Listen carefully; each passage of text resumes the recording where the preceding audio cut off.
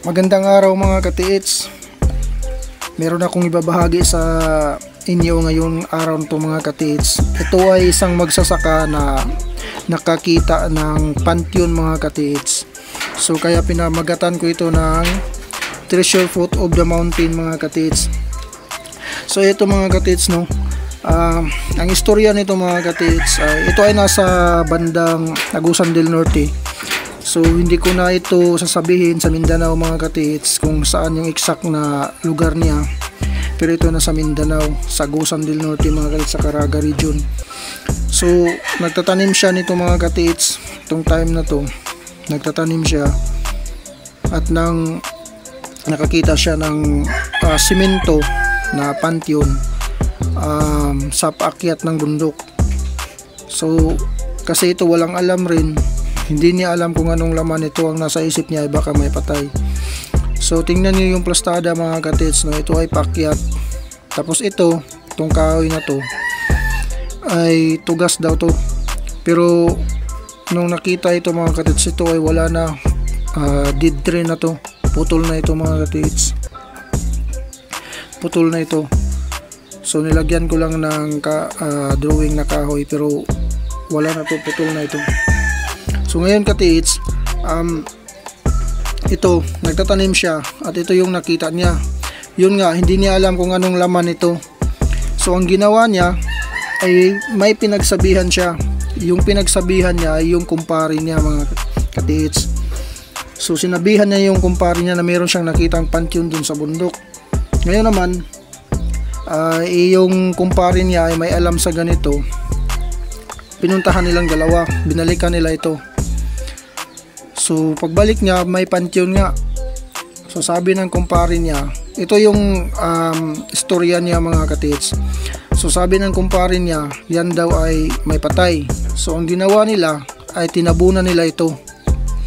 Tinabunan nila ito nung araw na yun. Kung anong araw ito nakita niya, at saka yun din ang araw na binalikan nila ito. So tinabunan nila ito kasi daw may patay. So nakakatakot daw. So yun ang sabi ng kanyang kumpare.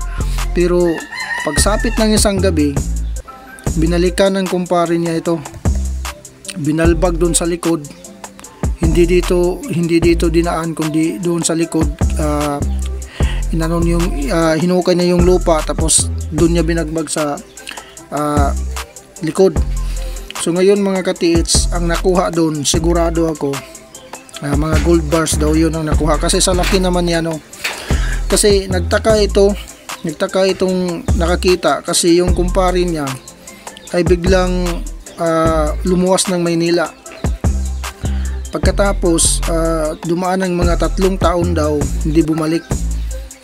Tapos sinabi niyang kumpare niya na yung bahay niya ay siya muna ang titira kasi pupunta daw ng Maynila. So ngayon mga katiits, siya nakatira doon sa bahay ng kumpare niya sa loob ng 3 taon. At nagtaka siya dahil sa harapan ng bahay niya ay may nagpatayo ng magandang bahay. Sa harapan ng bahay ng kanyang kumpare na doon din siya nakatira. Kasi magsasaka lang ito eh. So ngayon, yung kumpare pala niya ang nagpatayo ng bahay doon. Tapos ito naman, tinawagan ng kumpare niya na maghanap daw ng 10 kalabaw para alagaan ito. So naghanap siya mga katiits. So nakakita naman siya, nakabili siya, pinadalhan siya ng pera ng kanyang kumpare, at yung 10 kalabaw siya din ang nag-aalaga. So totoo ito mga katiits na nangyari. Totoo talaga. Ito kasi walang alam eh. Walang alam.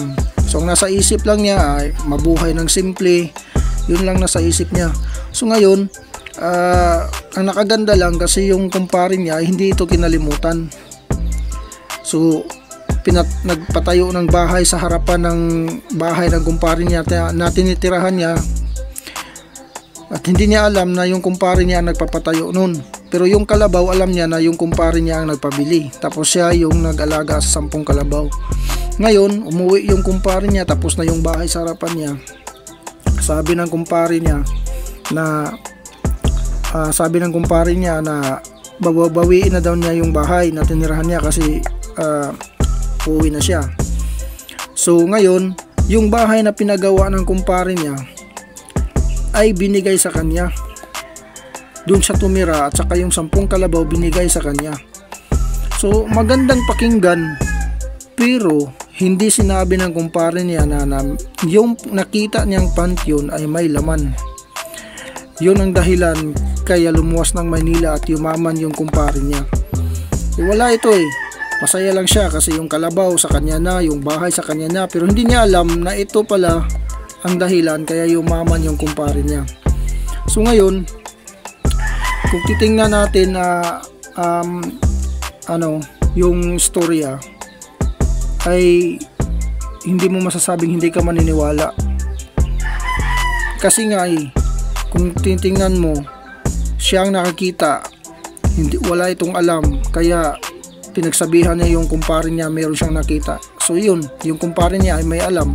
Yun nga lang, dinaya siya, hindi siya pinagsabihan na merong laman. So kayamanan pala yun. So ngayon, babahagi ko sa inyo mga katiits na ito ay matatawag nating foot of the mountain treasure mga katiits.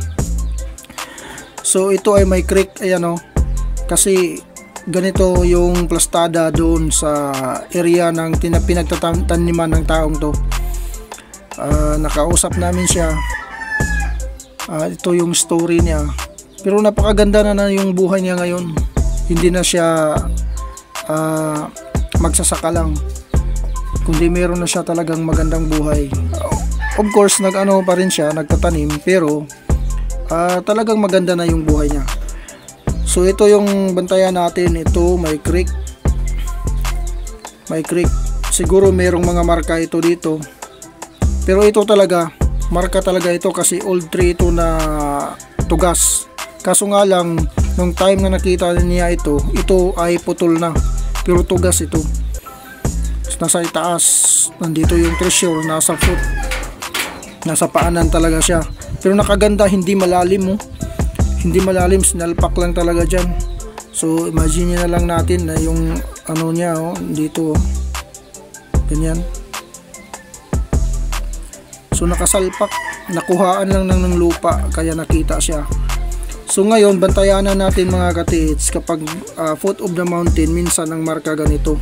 Number 1, heart na pabaliktad. Ito yung una, heart na pabaliktad. Ibig sabihin yan, foot of the mountain kasi nakaganyan yan mga katiits. So heart. So ito, yan, nasa ilalim yung treasure. So yan ay foot of the mountain. Saka itong pangalawa, pyramid ito. So ibig sabihin yung pyramid na yan, nagrepresent yan ng mountain. So bundok yan mga katiits. So ibig sabihin may treasure sa bundok na yan. At pangatlo, itong marka na to ay isa rin itong matatawag na foot of the mountain. Ayan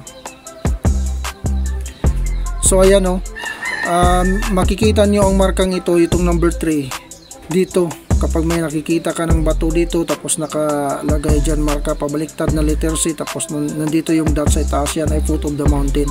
So pag ganyan yan siya mga katiits, ito yung bundok, ayan. So nandito yung treasure, ayan. So ganyan yan ang pagbasa mga katiits. So hindi ito naghahanap ng treasure, nagtatanim lang siya, pero kusang binigay sa kanya. Yun nga lang kasi wala siyang alam. So ang yumaman ay yung kumpare niya, pero hindi rin siya lugi kasi binigyan din naman siya, hindi siya kinalimutan.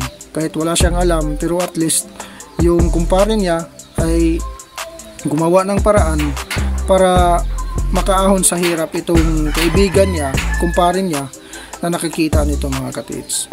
So yun yan ay treasure foot of the mountain. Hindi ko naman kayo sinabihan na maniwala kayo, pero ito ay sinishare ko lang, binabahagi ko lang kasi totoo naman talaga. Ito yung plastada niya, ito ang foot of the mountain. Marami ng kaso na ganito na nakakita ng ganito ng plastada sa iba't ibang lugar. Ito sa amin naman ito nangyari sa Agusan del Norte. Hindi ko nasasabihin yung lugar niya, pero ito ay Banda Caraga. So napakaganda. At napakaswerte ng kumpare niya, at isa na rin siya sa maswerte kasi natulungan din siya ng kumpare niya. So yun lang mga katits, no? Sana meron tayong natutunan ngayong araw na to. So God bless sa ating lahat.